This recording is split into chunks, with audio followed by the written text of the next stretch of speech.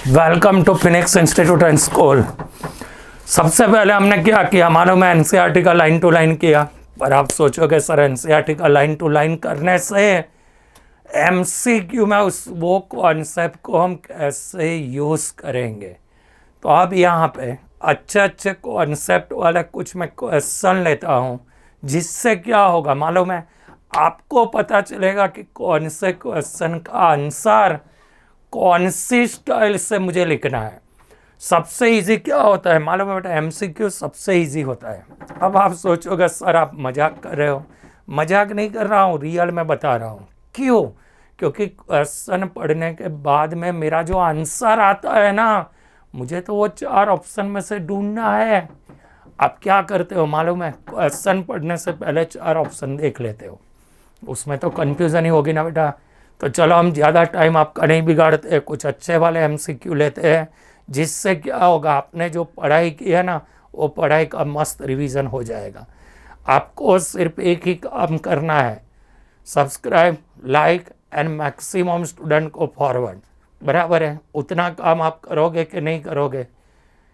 Comment box में मुझे लिखना कि सर ये मैं करूँगा। बराबर है? तो कंटिन्यू करते हैं बेटा। सबसे पहले Which of the following have maximum boiling point? तो यहाँ पे मुझे कॉलिगेटिव प्रॉपर्टी वाला क्वेश्चन याद आ जाएगा।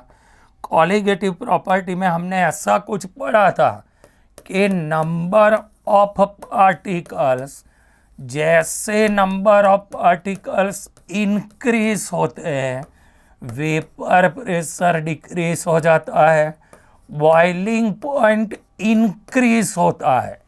तो यहाँ पे मुझे पूछा है मैक्सिमम बॉइलिंग पॉइंट, तो उसका मतलब तो हो गया ना कि कॉलिगेटिव प्रॉपर्टी वाला थियरी आपने अच्छे से रीड किया है, तो ये क्वेश्चन का आंसर 1 मिनट में आ जाना चाहिए। तो यहाँ पे ग्लूकोज का सॉल्यूशन है, मतलब 1 ही रहेगा। यहाँ पे मुझे Na2SO4 दिया है, मतलब नंबर ऑफ पार्टिकल 3 हो जाएंगे। ग्लूकोज में नंबर ऑफ पार्टिकल्स 1 ही होगा और KCl में 2 होगा। तो 1 मिनट में मुझे पता चल जाएगा कि मेरा आंसर कौन सा वाला होना चाहिए बेटा, बी फॉर बॉम्बे।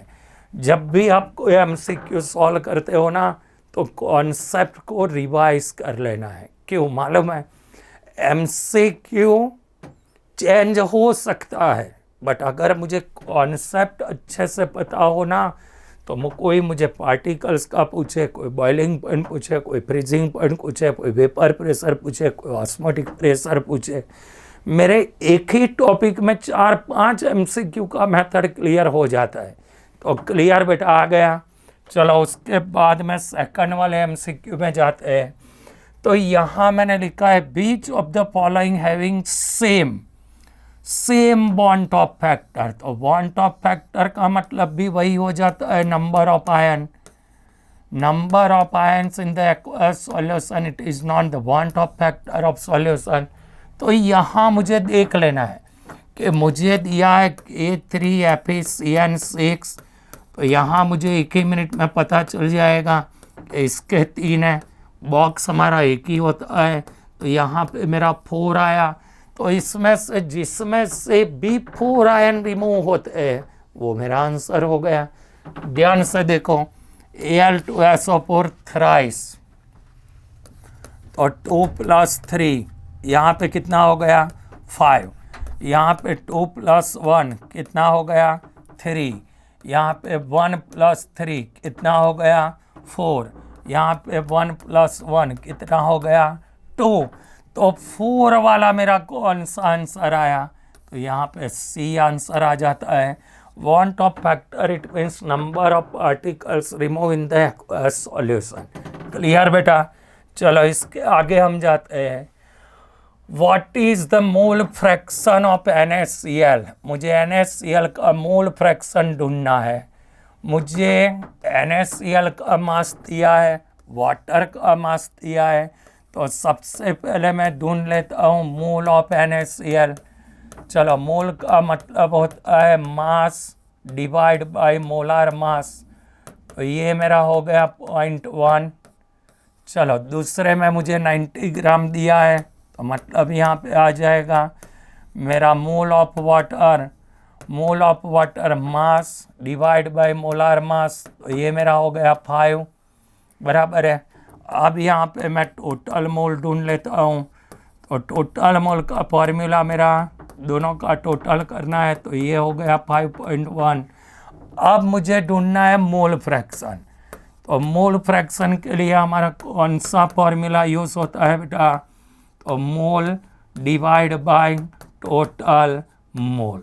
चलो कितने मोल है, तो NaCl का ढूंढना है, तो यहाँ पे मुझे NaCl का मोल लेना है 0.1 डिवाइड बाय टोटल मोल का मतलब होता है 5.1। अब हमारे पास में कैलकुलेटर तो है नहीं, बराबर है, या तो बोर्ड एग्ज़ाम देते हो तो कैलकुलेटर लेने देते हैं, चलो नहीं है ऐसा हम सोच रहे हैं। तो ये मेरा सिंपल हो गया 1/50, 1/50 का मतलब 0.02 हो जाएगा, 0.02 मतलब नियर बाय 0.0196। ये भी एकदम सिंपल हो गया, तो मोल फ्रैक्शन को भी हमने ढूंढ लिया। चलो अब उसके आगे हम जाते हैं। तो मुझे 1 2 दिया है, मतलब ये मेरा 1 है, P0B मेरा 2 है, वैसे मुझे काई ये दिया है 1, काई B दिया है 2, तो ये मेरा टोटल कितना हो जाता है, तो यहाँ मुझे सीधा सा फॉर्मूला ही अप्लाई कर देना है।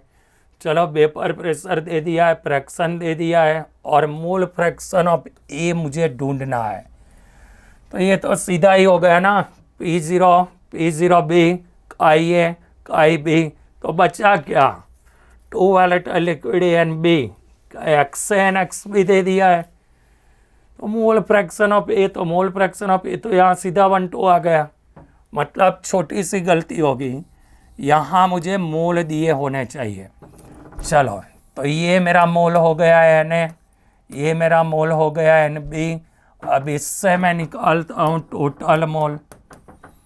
चलो टोटल मोल मेरे कितने हो जाएंगे, 3, 1 + 2 मतलब 3 हो गया। चलो मोल फ्रैक्शन ऑफ ए मुझे ढूंढना है, तो 1/3, मोल फ्रैक्शन ऑफ बी मुझे ढूंढना है, तो यहाँ आ जाएगा 2/3। चलो अब मुझे क्या करना है, what is the mole fraction of A, तो मोल फ्रैक्शन है तो 1/3 हो गया, 1/3 का मतलब होता है 0.33 बराबर। इसको हम सॉल्व करेंगे तो मोल फ्रैक्शन का मतलब क्या होता है, simple, mole divide by total mole, mole fraction of A, clear. चलो उसके आगे जाते हैं, which is not equal to 0 for an ideal solution. तो आइडियल में हमने पढ़ा था change in enthalpy 0, change in volume 0 बराबर है, राउल्ट के रूल्स को फॉलो करता है, पर यहाँ पर जब हम एक के साथ में दूसरे को मिक्स करेंगे ना, तो चेंज इन एंट्रोपी कभी उसका वैल्यू 0 नहीं होता है, क्लियर। चलो उसके आगे जाते हैं, 1 molar aqueous solution of following compound highest freezing point, तो वही हमारा कोलिगेटिव प्रॉपर्टी आएगा। क्या आएगा बोलो फिर से एक बार, number of particles, number of particle increase, vapour pressure decrease, boiling point increase, freezing point decrease. तो यहाँ तो मुझे क्या पूछा है, हाईएस्ट फ्रीजिंग पॉइंट, तो ये मेरा उल्टा हो जाएगा, तब जाके ये बड़ा हो जाएगा। तो नंबर ऑफ पार्टिकल्स जिसमें कम होंगे, तो देखो पहले वाले में नंबर ऑफ पार्टिकल हो जाता है 4, इसमें नंबर ऑफ पार्टिकल हो जाते हैं 2, इसमें नंबर ऑफ पार्टिकल हो जाते हैं 3, तो सीधी सी बात है हमारा आंसर यही आएगा। पूछो क्यों, क्योंकि इसमें आता है सिर्फ 1, क्योंकि वो मोलेक्यूल के फॉर्म में होता है। यहाँ पे नंबर ऑफ आयन मुझे मिलेंगे और यहाँ पे तो नंबर ऑफ आयन मिलेंगे ही नहीं, तो जिसमें पार्टिकल्स कम होगा उसका फ्रीजिंग पॉइंट ज़्यादा होगा। देखो बेटा, थियरी का लॉजिक अगर क्लियर होना तो कॉन्सेप्ट आ ही जाएगा। चलो मैक्सिमम बॉइलिंग एजियोट्रॉप, तो ये तो डायरेक्ट एग्जांपल आ गया NaCl HNO3 and water. Right hand side पे मैंने टिक मार्क करवाया हुआ है डायरेक्ट NCERT का लाइन। चलो उसके आगे हम जाते हैं बेटा। HNO3 सैंपल जिसका मुझे डेंसिटी दे दिया है 1.4, मुझे परसेंटेज मास दे दिया है 63%, मुझे इसका मोलार मास पता है HNO3 का 63, तो मुझे क्या ढूंढना है? मोलालिटी, रीटी ढूंढना है। चलो सिंपल सा फॉर्मूला मैं अप्लाई कर देता हूँ, percentage W/W into 1.4 into 10 divide by molar mass. चलो कितना परसेंटेज है, तो ये फॉर्मूला दिमाग में रखना है, तो इससे हम डायरेक्ट आंसर ला सकते हैं। ये हमारा दिया है 63%, ये 1.4, ये इंटू 10 डिवाइड बाई 63, मतलब यहाँ पे मेरा आंसर कितना हो गया? 14 है बेटा, सीधे सीधा। तो ये नए वाला फॉर्मूला है, जहाँ पे आपने नोटबुक बनाया है, आपके टीचर ने आपको अच्छे से पढ़ाया होगा। अगर वो नोटबुक गुम हो गया हो या तो फिर आपको ना पता हो कि इजीली कैसे आंसर ला सकते हैं, तो ऐसे आप इसका आंसर ला सकते हो। चलो उसी में हम आगे जाते हैं। क्या दिया है बेटा? 0.04।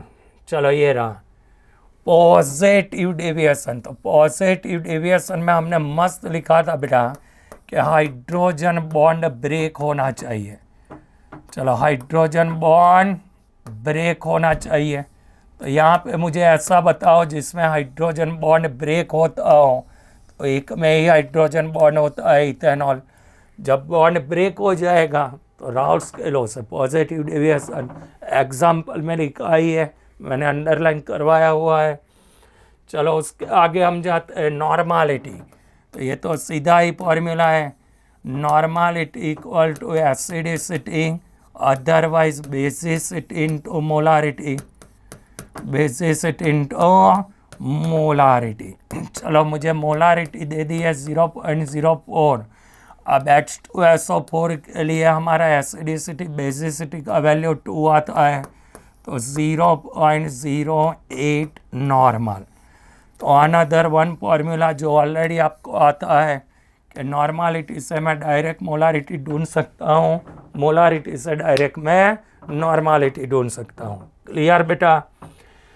चलो आइसोटोनिक, आइसोटोनिक का मतलब होता है सेम कॉन्सेंट्रेशन। तो सेम कॉन्सेंट्रेशन वाला कौन सा है?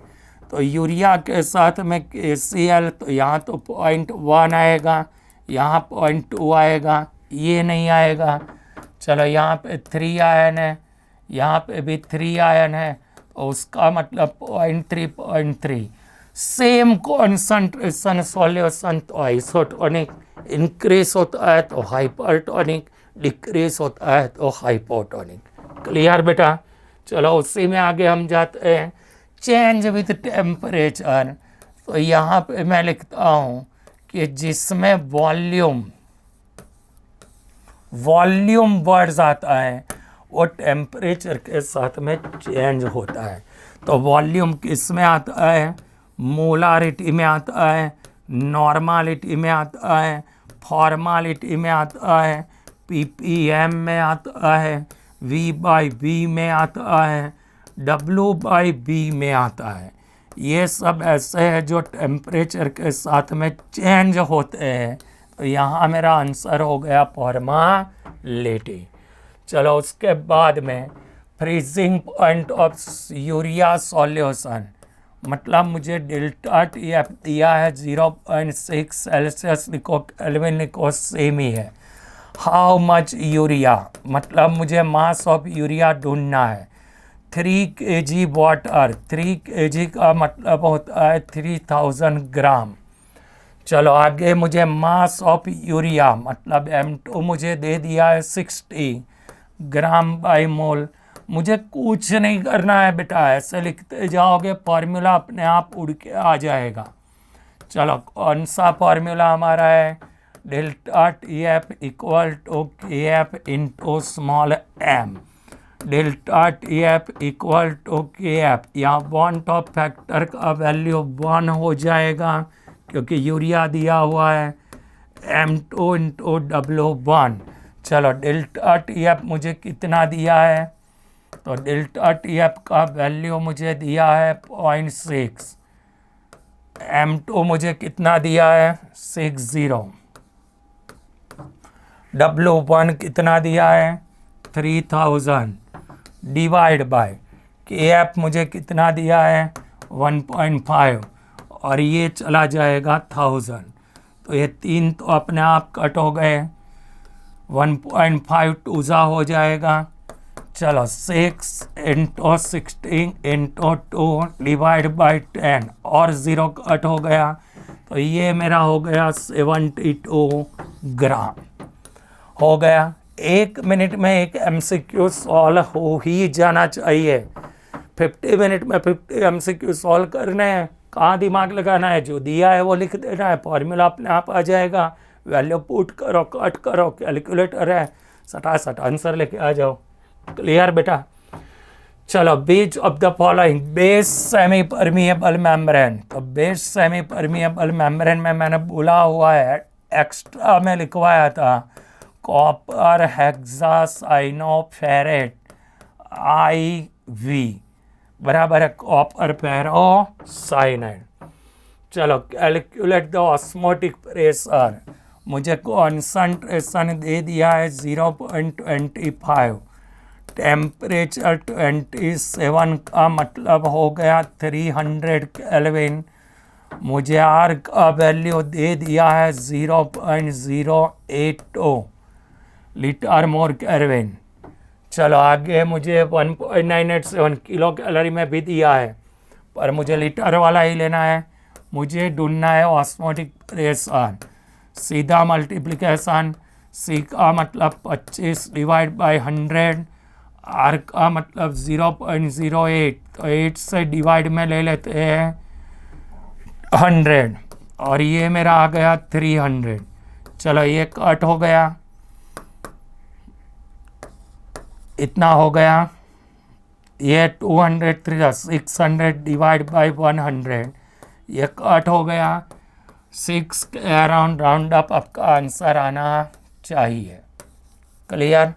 चलो उससे आगे हम जाते हैं, find out the normality of the solution. Normality ढूंढना है, तो mass divide by equivalent mass into 1000 divide by volume of solution. ये हो गया 2, ये हो गया 0.2, 2 टूजा आ गया 0.4। इतना तो स्पीड आपका होना चाहिए। डायरेक्ट नॉर्मालिटी के फॉर्मूला में अप्लाई कर दो, इक्विवेलेंट मास मतलब molar mass divide by acidity otherwise basicity. How much NaO is required to prepare 10% W/W? चलो ये हम फॉर्मूला अप्लाई करते हैं W/W, तो यहाँ पे आ जाएगा मास ऑफ NaOH इंटू ये 100 डिवाइड बाय यहाँ पे आ जाएगा टोटल मास। तो मुझे किसका ढूंढना है, NaOH रिक्वायर्ड। चलो ये हो गया 10%, ये मुझे ढूंढना है NaOH का मास। कितना सॉल्यूशन प्रिपेयर करना है 500 ग्राम, तो ये 100 ये 2 कट हो गए, ये सामने चला गया, तो मास ऑफ NaOH आ गया 50। क्लियर। चलो अनदर एक मेथड हमने अप्लाई कर दिया, परसेंटेज W/W से मास ढूंढने वाला। चलो उसी में हम आगे जाते हैं, increase the boiling point of solution containing 0.6 ग्राम। तो मास मुझे दे दिया है यूरिया का 0.6 ग्राम, मोलार मास मुझे पता है 60 ग्राम बाई मोल, मुझे वाटर वाला दे दिया है 200 ग्राम, बराबर है elevation in boiling point delta T b दे दिया है 0.50, तो मुझे ढूंढना है केबी। चलो फॉर्मूला हमारा क्या था बेटा, delta T Bing equal to के Bing into small m, delta T Bing equal to के Bing into W2 into 1000 divide by M2 into W1। ये मुझे ढूंढना है, तो बाकी वाला सब सामने ले जाएंगे। डेल्टा टी बी 0.50 है, मोलार मास 60 है, 200 ग्राम है, W2 मुझे दिया है 0.6 ग्राम, और ये मेरा आ गया 1000, तो ये मेरा वैल्यू आ गया KB का। चलो इसको हम ले जाएंगे तो यहाँ पे 100 आ जाएगा, 1 2 3 1 2 3, ये कट हो गया, तो यहाँ पे सीधा मेरा आंसर आ जाएगा 10। बराबर मल्टीप्लाई करना है, अगर आपको कट करने का नहीं आता है ना, कुछ नहीं करना है, कैलकुलेटर में वैल्यू पुट कर देना है।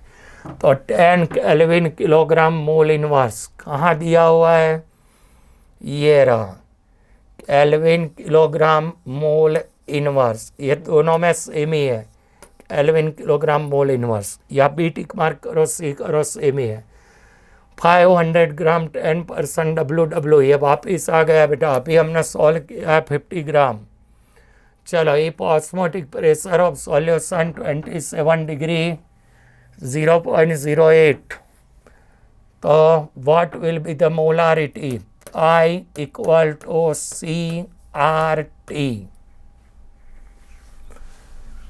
If osmotic pressure of solution, छोटी सी गलती हो गई है, यहाँ पे मुझे ऑस्मोटिक प्रेशर देना चाहिए, क्योंकि मुझे टेम्परेचर दिया है 300 केल्विन और कॉन्सनट्रेशन दिया है, नहीं दिया है, तो कॉन्सनट्रेशन और ये दोनों हम एक में नहीं ढूंढ सकते। कभी कभी क्या होता है मालूम है, ऐसा भी कोई क्वेश्चन आ जाए जिसमें आपको पता ही ना चले, तो यहाँ मुझे 1 मिनट में पता चल जाना चाहिए कि साला C और I दोनों में एक साथ में नहीं ढूंढ सकता हूँ। बराबर है। चलो इससे आगे हम जाते हैं। Which of the following solution will have maximum osmotic pressure, सबसे अच्छे वाला क्वेश्चन के जिसमें मुझे नंबर ऑफ पार्टिकल मोलारिटी वाले में ज़्यादा होगा वो आंसर आएगा। चलो what is the normality of, तो सबसे पहले मुझे दिया है pH इक्वल टू 0.0, तो कॉन्सनट्रेशन ऑफ H3O प्लस मेरा आ जाएगा 1 मोलार। अब H2SO4 में मुझे उतना तो पता होता है कि 2H होते हैं, 2H होते हैं, तो उसका मतलब क्या हुआ, ये जो मेरा था उसको मैंने 2 से मल्टीप्लाई किया होगा तब आया होगा, तो यहाँ मेरी मोलारिटी होती है 0.5, तो नॉर्मलिटी ढूंढना है, तो बेसिसिटी इनटू मोलारिटी, बराबर है, तो ये मेरा कितना नॉर्मल आ जाएगा, 1 नॉर्मल। बहुत बार आया हुआ क्वेश्चन है, तो इसमें D करके लिख देना है 1 नॉर्मल। क्लियर बेटा, वो भी पता चलना चाहिए कि यहाँ पे आंसर नहीं दिया है, हमारा सॉल्यूशन सही है तो ऑप्शन में वो आंसर होना चाहिए, नहीं है उसका मतलब या तो क्वेश्चन गलत है या तो कुछ लिखने का रह गया है। बराबर है, जब उतना आपको पता चल जाएगा ना तो MCQ में 50 के 50 आ ही जाएंगे। चलो इसमें ही हम आगे जाते हैं। Which of the following solution same vapour pressure, तो नंबर ऑफ पार्टिकल सेम होने चाहिए, यहाँ पे 0.3 है तो नीचे से 0.3 वाला आंसर ढूंढ लो। चलो ये तो एक ही है, ये 2 है, ये 4 है, ये 2 और 1 3। अभी तो ऐसे क्वेश्चन आधी मिनट में सॉल्व हो जाने चाहिए। चलो H3PO3 के लिए 2 आता है, ये मेरा मोलारिटी हो गया। नॉर्मलिटी मुझे ढूंढना है, तो 2 इंटू 0.2, आंसर हो गया 0.4 normal. Which of the following ideal solution, चलो आइडियल सॉल्यूशन तो हमने बोला हुआ है क्या आएगा, बेंजीन एंड टोल्यूइन, बराबर, बुक का डायरेक्ट लाइन ही है, दिक्कत नहीं होनी चाहिए।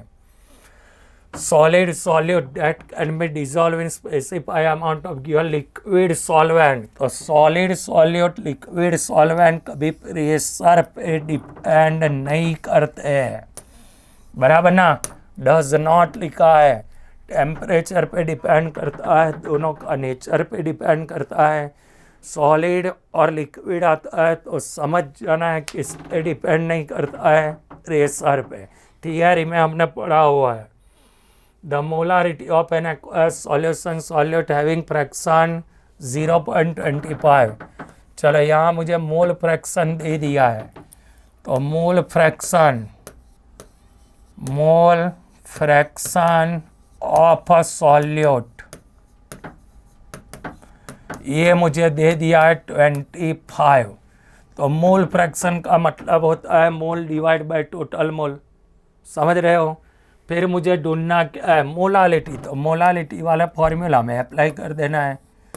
तो मोलालिटी में क्या आएगा, mass of solute divide by molar mass of solute into 1000, और यहाँ पे आ जाएगा मास ऑफ सॉल्वेंट। चलो ये भी इजीली आपको आ जाएगा, ये आपको कैलकुलेशन करके आंसर ला देना है।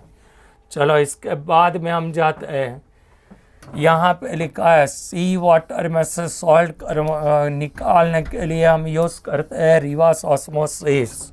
Direct sentence, opening and closing flower, तो ये तो पता ही है बेटा ऑस्मोसिस, बराबर। डायरेक्ट लाइन टू लाइन वाले में तो दिक्कत नहीं होनी चाहिए।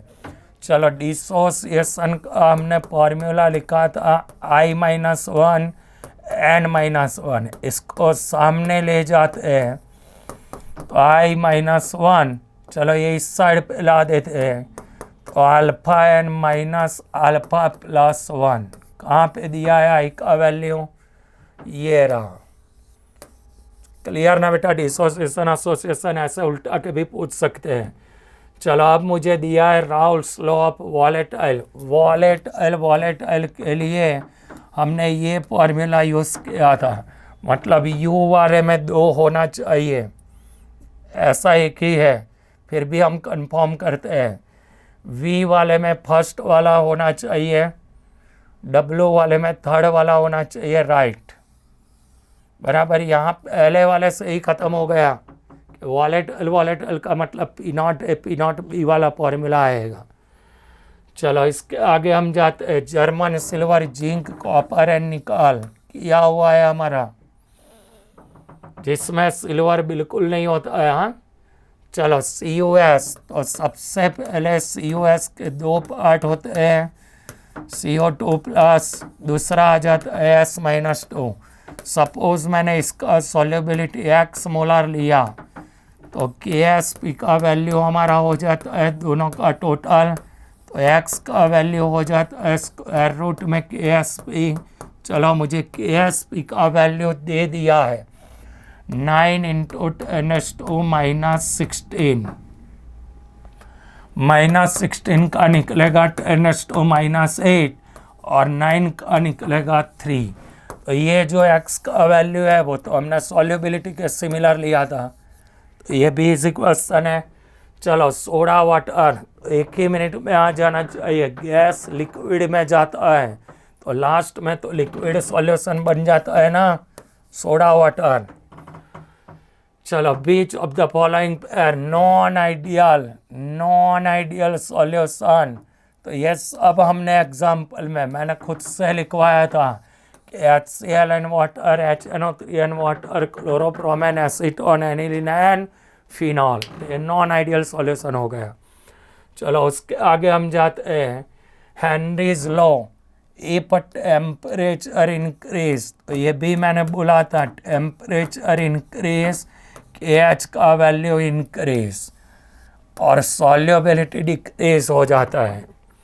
चलो उसके आगे, which of the following aqueous solution lowest freezing point, तो number of particles increase, vapor pressure decrease, boiling point increase, freezing point decrease, तो जिसमें नंबर ऑफ पार्टिकल ज़्यादा है, चलो यूरिया में 1 होता है, NaCl में 2 होते हैं, एसिडिक एसिड में 2 होते हैं, कैल्शियम क्लोराइड में 3 होते हैं। तो जिसके नंबर ऑफ पार्टिकल ज़्यादा होते हैं उसमें फ्रीजिंग पॉइंट कम हो जाता है। क्लियर ना बेटा?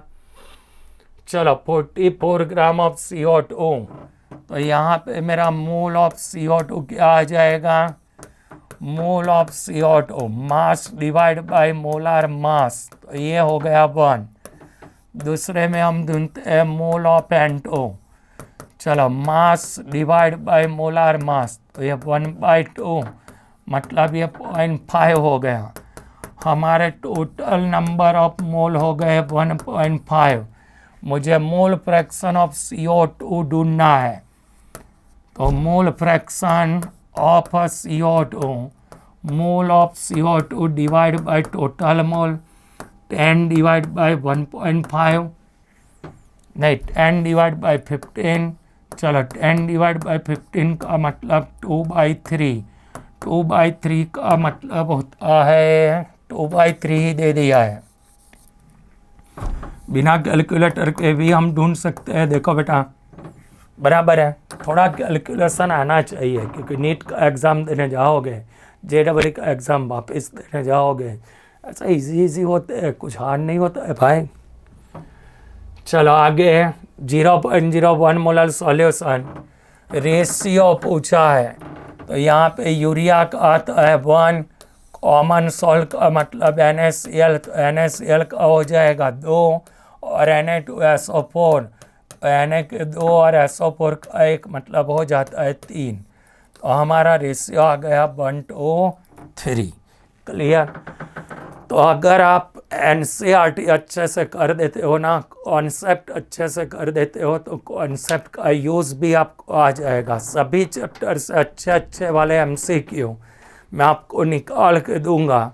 वो सिर्फ हमारी प्रैक्टिस है कि हमें पता चले कि हम अगर NCERT के लाइन करते हैं ना तो किसी भी MCQ को इजीली सॉल्व कर सकते हैं। बराबर है? क्लियर बेटा? तो नेक्स्ट वीडियो में मिलते हैं हम सेकंड चैप्टर के साथ में।